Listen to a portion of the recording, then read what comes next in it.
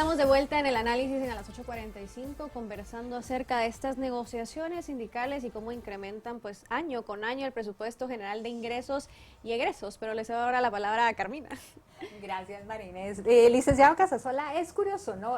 Por los comentarios que hemos escuchado, cómo los servidores públicos no se dan cuenta que son servidores públicos, como la palabra dice, y que es el pueblo de Guatemala, los trabajadores los que les pagan el salario. Pero en fin, por este tema en particular hay un tema clave, y usted lo mencionó en su intervención anterior, y es la ley de servicio civil, que se ha pedido que se cambie precisamente para evitar estas arbitrariedades y de que haya una persona o un conserje que gane mucho más que un médico, por ejemplo. Profundicemos un poco de por qué usted considera que económicamente hablando nadie quiere, ni legal, ni político, ni nada, que se cambie la ley de servicio civil.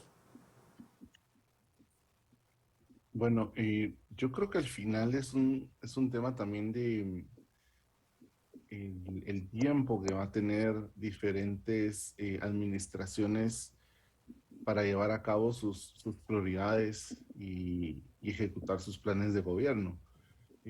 Al final entrarle a estas reformas que usualmente le llamamos las macroleyes o los macrosistemas, que tienen que ver con la gestión de recursos, ¿verdad? Recurso humano, la gestión de compras y contrataciones, la rendición de cuentas, la elección a cargos públicos, pues son elementos que requieren tiempo, requieren no solo una administración, creo que es un compromiso a nivel de Estado, de robustecer la capacidad de gestión del sector público, en este caso tal vez enfocándonos más en la administración central, para de alguna manera empezar a homologar muchos criterios y creo que al final el camino lo va a marcar el compromiso que se va a adquirir, porque han habido diferentes ideas, hay ideas que parten de una nueva ley, hay ideas que parten a nivel de darle pues, más fortaleza a la UNSEC. Entonces, al final siempre hay como muchas propuestas que se quedan únicamente en un plano de discusión, pero hay que reconocer que hay un costo político, hay muchos elementos que al momento de sentarse a tomar decisiones, pues hay que enfrentar, que hay que enmendar, y creo que ahí es donde tenemos ese desafío, que en medio de todas las prioridades y todas las otras cosas que son urgentes, este tipo de temas se terminan dejando en un segundo plano por el costo político que implicarían, por lo poco certero que quizás sea lograr eh, terminarlo en un periodo y sobre todo por los réditos que pueda dar, ¿verdad? Porque al final no es algo que sea tan visible y palpable en el plazo inmediato, pero creo que es un punto por en el cual se pudiera ir, ¿verdad? Empezar a dar certeza a muchos trabajadores dentro del sector público que va a haber más claridad, porque al final también se necesita claridad y predictibilidad en la incorporación de trabajadores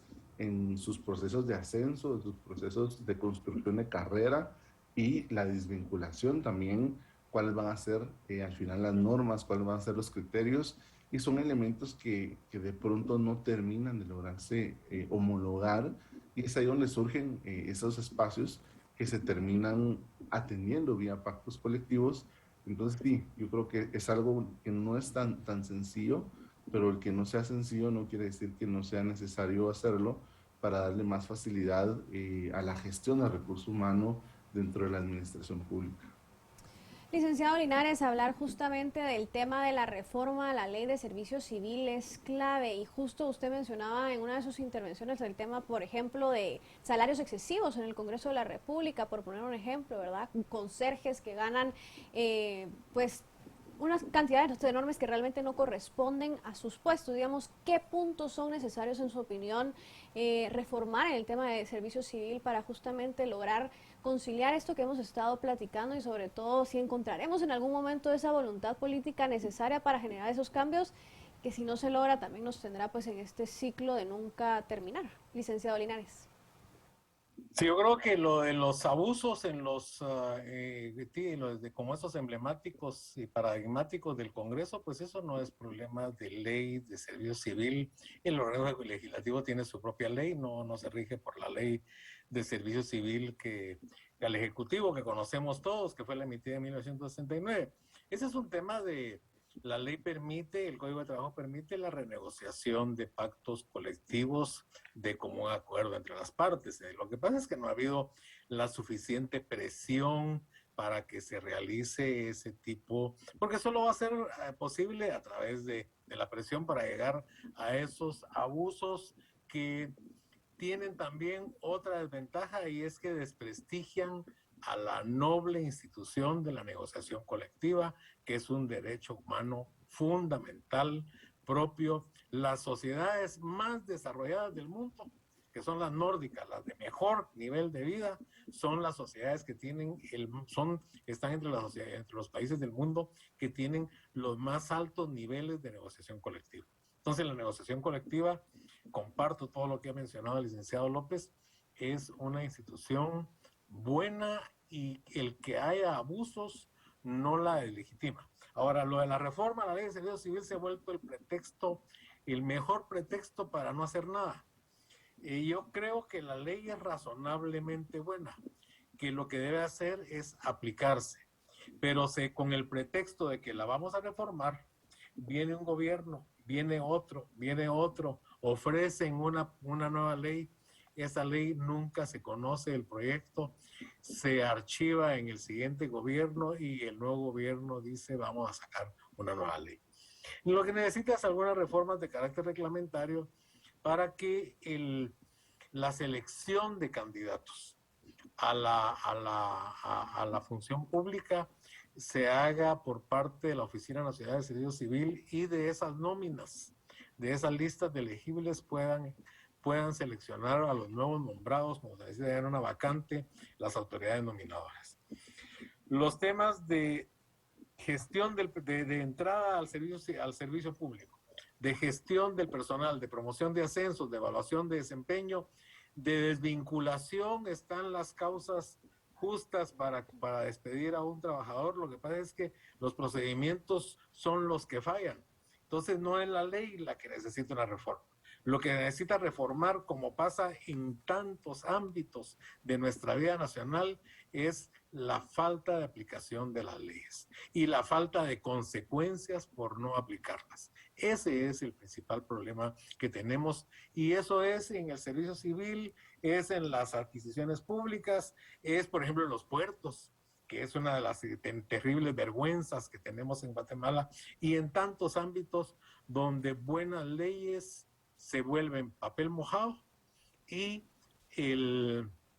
entonces el pretexto es que la ley no funciona, la ley es muy antigua, la ley es esto, la ley es lo otro, reformémosla.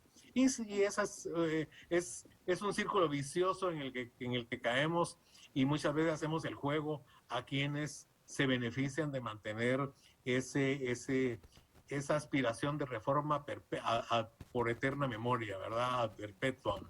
Y mientras tanto, pues se hacen mangas y capirotes con la función pública. Gracias. Licenciado López, para poder ampliar un poco lo que dijo el licenciado Linares, ¿usted está de acuerdo que es la falta de procedimientos y la aplicación legal el problema? Que la ley de servicio civil como está, pues podemos seguir con ella si se aplicaran correctamente y se siguieran todos los procedimientos legales. Sin dudarlo.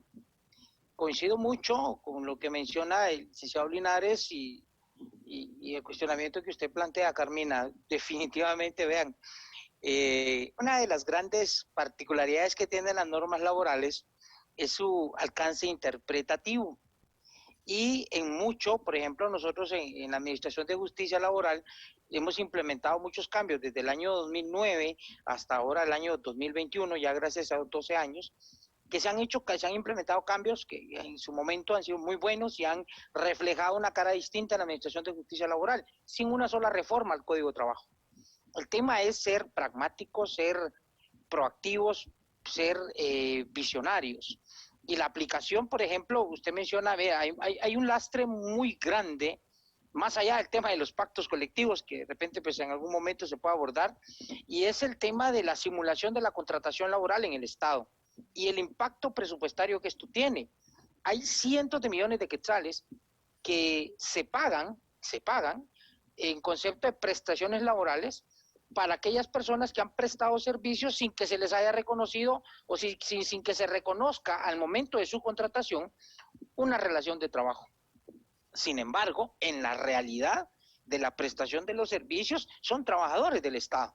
Sin embargo, repito, al elaborarse los contratos, evadiendo los procedimientos, y ese es el punto, evadiendo los procedimientos que están establecidos en la Ley del Servicio Civil y su reglamento, pues se hacen contrataciones por servicios técnicos que están amparados en un reglamento, en un manual de clasificaciones presupuestarias, y se elaboran estos contratos en donde en papel no se reconoce una relación laboral.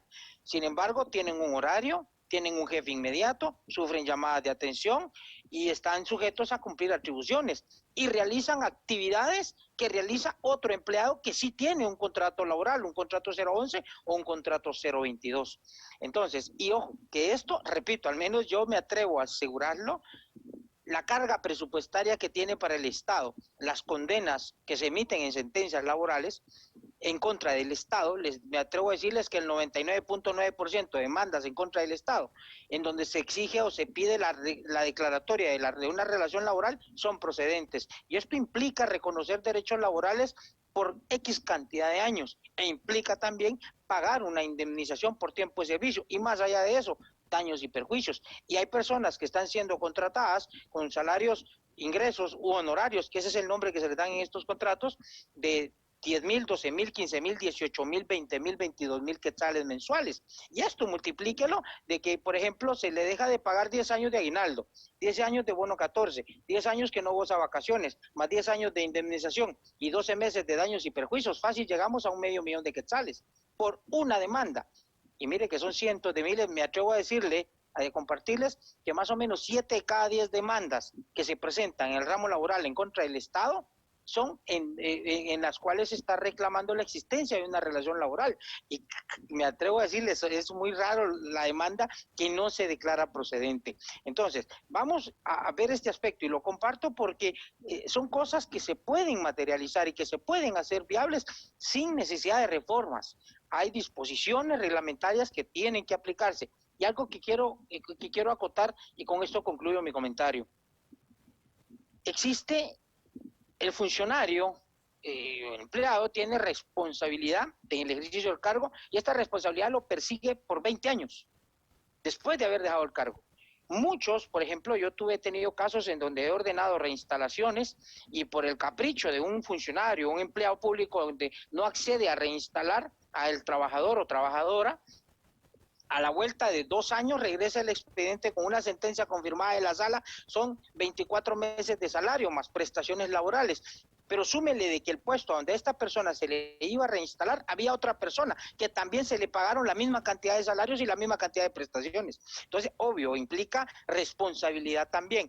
Y ojo, que yo creo que en algo también se han fallado las instituciones y es que yo no he visto ninguna demanda en la que se le esté buscando deducir responsabilidades a un exfuncionario que no ha acatado una sentencia judicial en el tema de las reinstalaciones. Y así podemos hablar de cientos o miles de casos en estos temas. Licenciado Casasola, ya en los segundos que nos quedan, ¿coincide usted con los dos analistas que le antecedieron? Digamos, es un tema de procedimientos, es un tema de reformas, considerar ley de servicio civil, ley de salarios de la administración pública, digamos, ¿qué hacer para mejorar este tema en su opinión?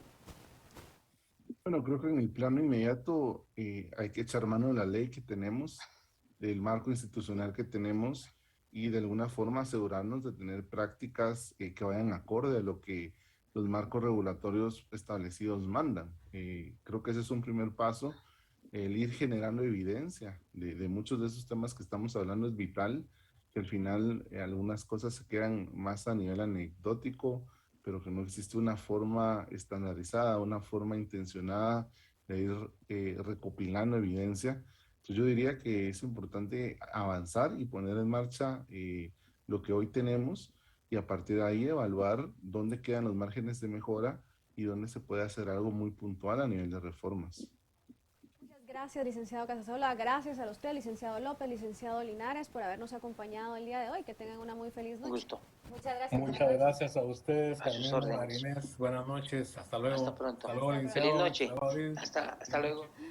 Carmina, un tema complicado, un tema que vamos a pasar discutiendo. Es Esperemos un tema mucho álgido, tiempo más. porque definitivamente hay mucho que discutir. Así es, pero pues esperemos que en las siguientes mesas de análisis, como siempre, pues podamos seguir discutiendo y sobre todo tú y yo compartiendo esta mesa. Ha sido un gustazo, Marinés, y que se repita pronto. Igual, Carmina, y gracias a ustedes también por acompañarnos el día de hoy. Que tengan una muy feliz noche. Hasta pronto.